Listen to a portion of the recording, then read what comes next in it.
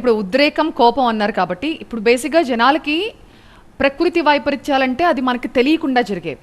కానీ యుద్ధ భయాలు అనేవి రీసెంట్ టైమ్స్లో చాలా ఎక్కువైపోయినాయి. ఇండియా పాకిస్తాన్ కావచ్చు, లేకపోతే రష్యా యుక్రెయిన్ కావచ్చు.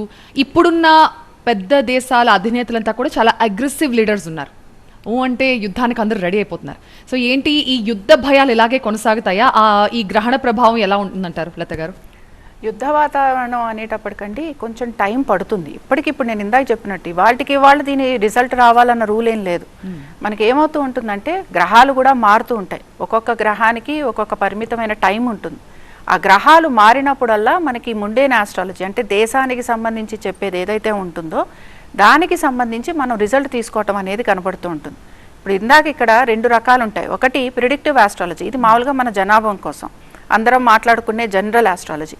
ముండేన్ ఆస్ట్రాలజీ అంటే దేశానికి సంబంధించిన ఆస్ట్రాలజీ. దేశానికి సంబంధించి అప్పులు తెచ్చుకుంటామా, యుద్ధాలు జరుగుతాయా, లేకపోతే మన నేబరింగ్ కంట్రీస్ ఎలా ఉంటాయి, లేకపోతే మన పొలాలు ఎలా ఉంటాయి, స్థలాలు ఎలా ఉంటాయి, వీటి గురించి మాట్లాడేది. షేర్ మార్కెట్, వీటన్నిటి గురించి.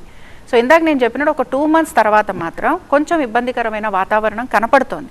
కానీ పూర్తిగా యుద్ధ వాతావరణం ఉందని నేను చెప్పను, కానీ దానికి సంబంధించిన భయము, ఆందోళన ఇవి మాత్రం మీకు కనపడుతూ ఉంటాయి. అలాగే బ్లడ్ మూన్ అనగానే మనం భయపడాల్సిన అవసరం కూడా ఏమీ లేదు.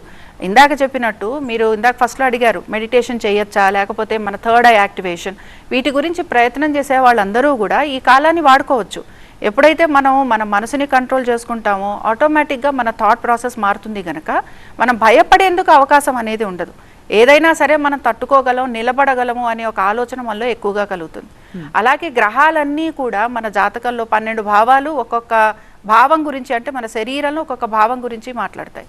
సో ఇప్పుడు ఇక్కడ ఎప్పుడైతే కుంభరాశి అన్నామో ఒక్కొక్క రాశికి సంబంధించి అది ఏ ఏ భావంలో ఉందో దానికి సంబంధించి ఎఫెక్ట్ కనపడుతుంది. కొంతమందికి సంతానం అవ్వచ్చు, ఆలోచన అవ్వచ్చు, చదువు అవ్వచ్చు, కొంతమందికి ఉద్యోగం అవ్వచ్చు, కొంతమందికి పొలిటికల్గా ఉన్న వాళ్ళకి ముందు వెళ్ళే అవకాశాలు ఉండొచ్చు, ఉండకపోవచ్చు. అలాగే కొంతమందికి అనారోగ్య సమస్యలు ఉండొచ్చు. ఒక్కొక్కళ్ళకి ఒక్కొక్క తీరున ఉండొచ్చు. కాబట్టి ఏంటంటే అందరికీ బాగుంటుందని చెప్పలేం, అందరికీ బాగుండదని చెప్పలేం. కాబట్టి ఏంటంటే వాళ్ళ జాతకం అనేది ఒక ప్రభావం చూపిస్తుంది. అలాగే ముండేన్ ఆస్ట్రాలజీ ప్రకారంగా దీని ఒక రిజల్ట్ మనకు ఒక 2-3 months తర్వాత డెఫినెట్గా మళ్ళీ కొంత కనిపించేందుకు కూడా అవకాశం.